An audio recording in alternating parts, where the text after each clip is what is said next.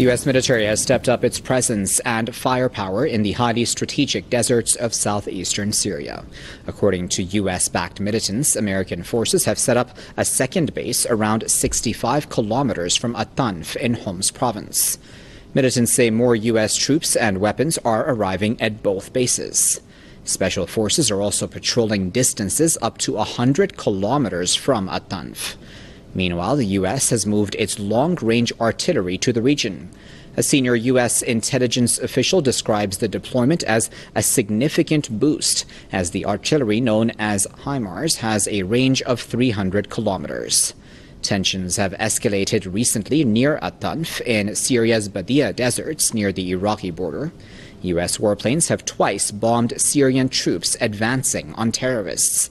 American forces are deployed in Syria without the consent of the government in Damascus. Russia's defense ministry has expressed alarm over the deployment of American rocket launchers in Syria. In a statement, the ministry warned that the weapons could undermine the campaign against Islamic State terrorists. Deployment of any kind of foreign weapons on Syrian territory, especially of multiple rocket launchers, has to be agreed with the government of the sovereign country. The firing range of the HIMARS rocket launcher means it can't support the US-backed Syrian Democratic Forces fighting ISIL in Raqqa. So what goals does the US really have in Syria, and who are the American service personnel really going to fight against? The weapon referred to in that statement is the high-mobility artillery rocket system. It's capable of destroying air defense systems, trucks and personnel carriers.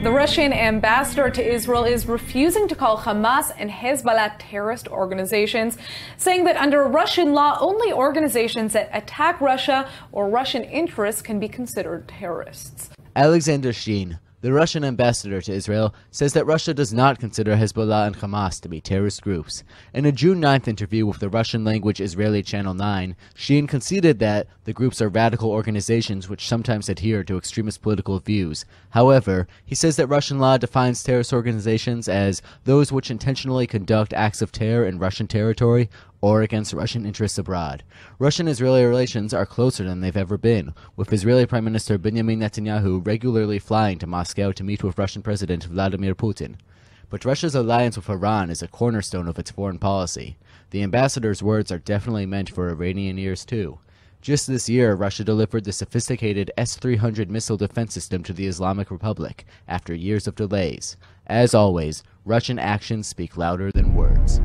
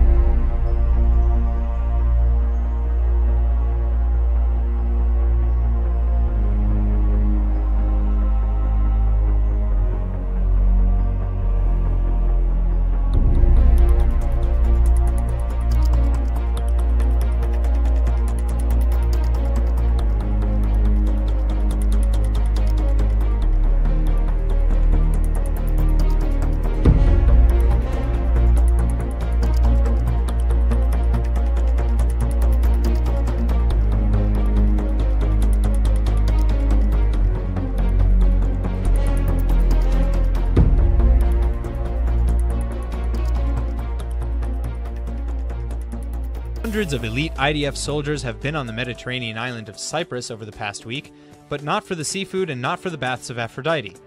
They are there for a large-scale war exercise that simulates a war on foreign soil. Almost 500 soldiers of the Commando Brigade, as well as Israel Air Force pilots in airplanes and helicopters, took part in the simulation. It's the 6th unit-wide exercise of the Commando Brigade, but the first one to be held abroad. Around 100 Cypriots also took part in the exercises, practicing urban warfare, above-ground and below-ground combat, and fighting in mountainous areas.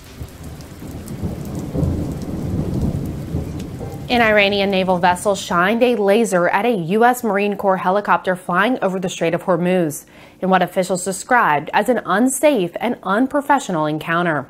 According to Commander Bill Urban, a spokesman for the U.S. Navy's Fifth Fleet, the amphibious assault ship USS Bataan, guided missile destroyer USS Cole, and dry cargo ship USNS Washington Chambers were in international waters on June 13th when an Iranian patrol boat approached within 800 yards.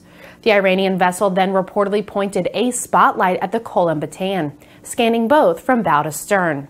It also trained a laser on a CH-53E Super Stallion helicopter, which is accompanying the formation of U.S. ships. Urban said the use of a laser made the encounter unsafe and unprofessional, as it can disorient a pilot and impair his or her vision. 2 U.S. vessels have arrived in Qatari waters to participate in joint Navy drills just days after the American president accused Doha of supporting terrorism.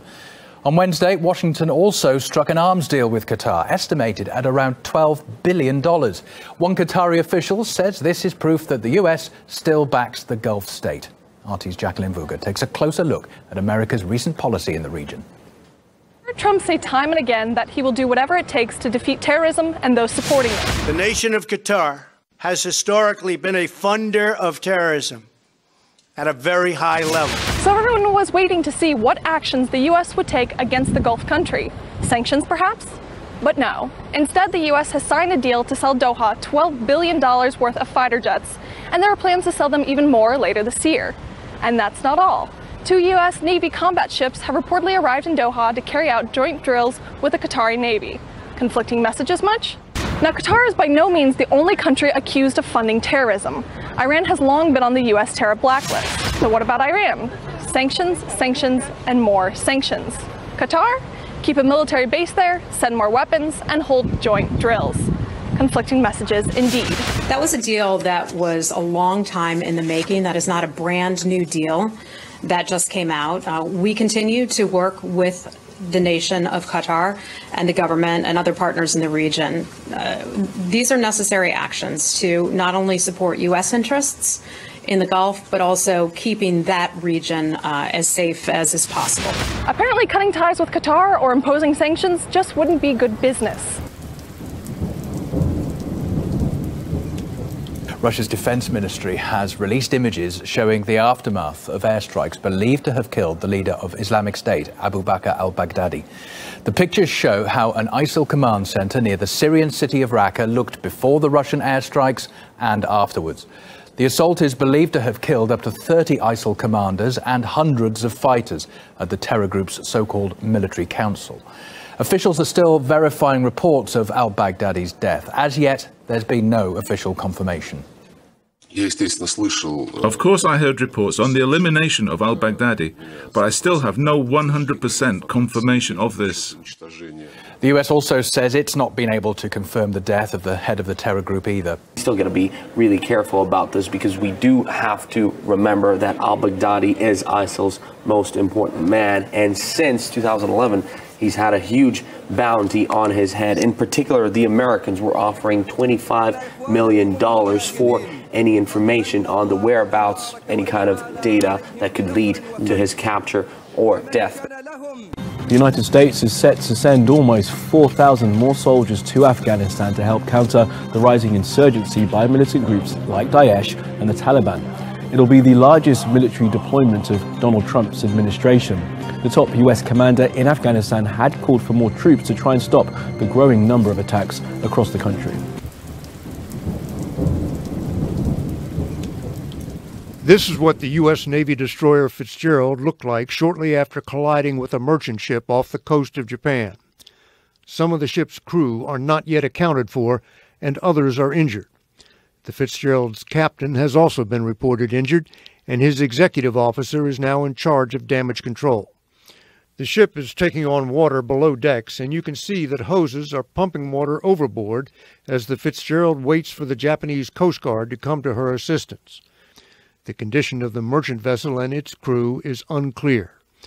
The accident happened in crowded shipping lanes at 2:30 in the morning local time, when most of the crews on both ships would have been asleep and not able to brace themselves for the collision. The extent of injuries aboard the Fitzgerald is unclear. There were initial reports that some of the crew was unaccounted for and others injured. At the last report, a helicopter had been sent to medevac one sailor off the ship. Scott? About 300 officers and crew on a ship of that class. Ready? All right. This is American student Otto Warmbier on an organized group trip to North Korea in January 2016. He is standing wearing a blue jacket, fourth from the right. The young man was subsequently sentenced to forced labor for removing a political banner from a hotel. Earlier this week, he was repatriated to the US in a coma. The family neurologist said he suffered a brain injury. We have no certain or verifiable knowledge of the cause or circumstances of his neurological injury. This pattern of brain injury, however, is usually seen as a result of cardiopulmonary arrest, where the blood supply to the brain is inadequate for a period of time, resulting in the death of brain tissue. The medical team also ruled out North Korea's explanation that he had been suffering from botulism. The 22-year-old student was sentenced in March 2016, despite begging for forgiveness. I would like to highlight this morning the bittersweet feeling that my family has. Relief that Otto is now home in the arms of those who love him. And anger that he was so brutally treated for so long. Warmbier's father also calling out former President Obama for not doing enough to secure his release. Do I think the past administration could have done more? I think the results speak for themselves. Donald Trump is about to overturn another of Barack Obama's big initiatives, the thaw in relations with Cuba. According to White House sources, Trump will link the rapprochement to democratic advances on the island, including the holding of free elections and the release of political prisoners. Although there will be no abrupt disruption of trade, Trump is expected to take measures that will affect tourism, which is experiencing a real boom. Nearly 300,000 Americans visited Cuba in the first 5 months of this year. There'll also be a ban on all transactions with the Cuban military and intelligence services, bearing in mind that the armed forces control a powerful business holding that dominates the tourism sector. However, it seems the airlines and cruise ships that regularly visit Cuba will not be affected. But not all the developments made under Obama will be reversed. The US Embassy, for instance, will remain open in the capital, Havana.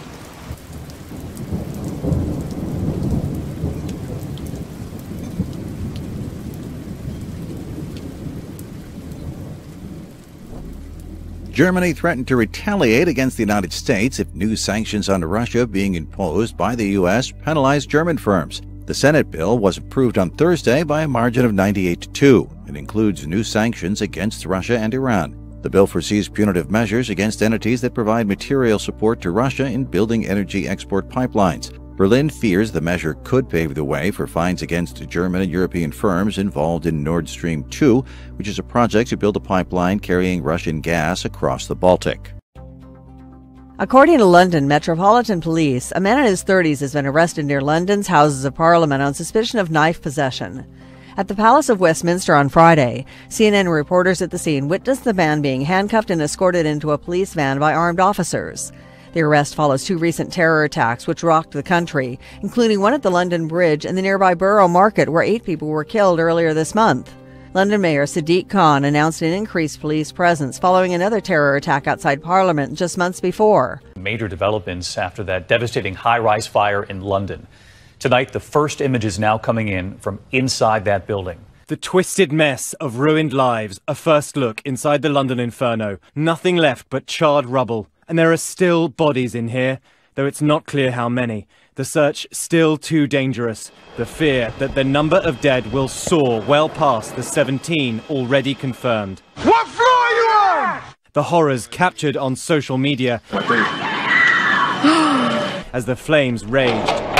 We're stuck on the 23rd floor! Grief has turned to anger here. Look at this wall of condolence and look at some of these messages. jail those responsible. On Friday afternoon, angry residents led by housing activists demonstrated outside the local council. Some of them even forced their way inside, demanding reassurances from officials. Aftermath of this tragedy is also creating negative political fallout for the British Prime Minister Theresa May. Her failure to meet with local residents when she came here on Thursday is widely criticised, and it's adding to the sense that she is remote and out of touch. 91-year-old Queen Elizabeth did arrive at the scene on Friday, adding to the criticism. She spent time with firefighters, ambulance crews and local volunteers. Later, Theresa May did visit some of the injured in hospital. The cause of the Grenfell Tower fire will take weeks, if not months, to determine. It has raised questions about the safety of hundreds of similar buildings and what to do with the people living in them. Questions have centred on how the flames spread so quickly, with criticism falling on Grenfell Tower's exterior cladding. It was fitted in 2015 as part of a €10 million renovation and consists of aluminium panels with a flammable plastic core. The same cladding is banned on high-rise buildings in the US for safety reasons. Experts had already warned that in the event of a fire, the gap between the panels can act as a wind tunnel, fanning the flames and rapidly spreading any burning material to the upper levels.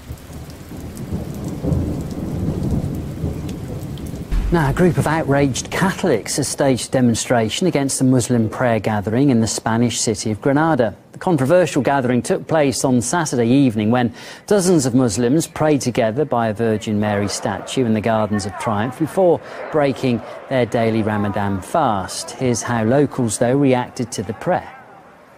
We are here because we can't allow that to happen. They can't do it in Granada. They can do so in their place, but not in the Triumphal Gardens that has been ours for so long. It was a lack of respect to Catholics. It was a provocation and down to the municipality of Granada.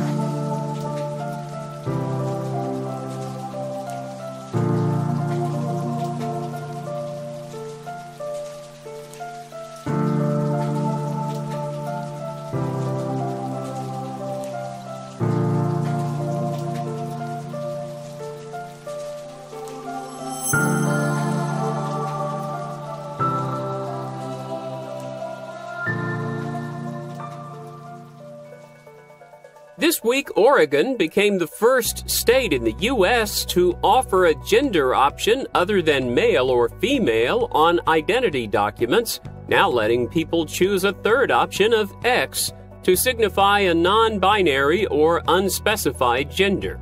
We must proactively break down the barriers of institutional bias, Governor Kate Brown told NBC News. Supporters of the bill are excited to receive recognition from the government, as well as greater dignity in everyday situations. A country that falls into false and biased coverage online and in the media. You know the truth about Israel. I know the truth about Israel. It makes you angry and helpless. And you decide, starting today, you are going to tell the whole world the real truth about Israel. I want to tell the world the truth! That's a bit too much. Want to protect Israel with these 8 simple steps? Here's what you could do. Invent a rare disease to get time off work. It's pus everywhere. Book a flight. Hello, airport? Fly for 11 hours in economy. Taxi! Arrive in Israel. Take 3 buses until you reach the Syrian border. Join Israeli humanitarian aid and save the lives of wounded Syrian citizens. Celebrate lives saved in the world's most vibrant Pride Parade in Tel Aviv. Enjoy a plate of the best hummus with people of all religions. So are you guys in a band or something? Upload your travel photos to Facebook and Instagram and share the truth about Israel. And finally, return back home, just to discover that the lies about Israel are still spreading. Your job is no longer relevant. And even that your good intentions have been used against you.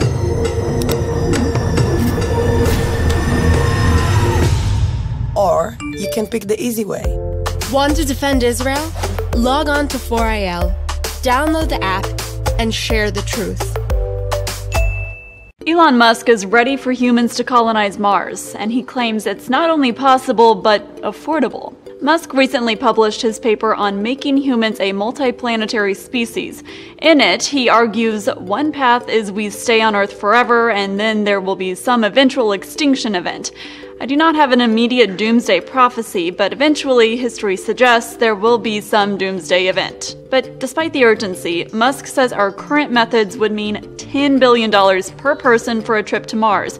Too expensive for colonization. He wants to get the ticket price down to about $200,000. So does Musk plan to drive costs down, and specifically down by 5 million%?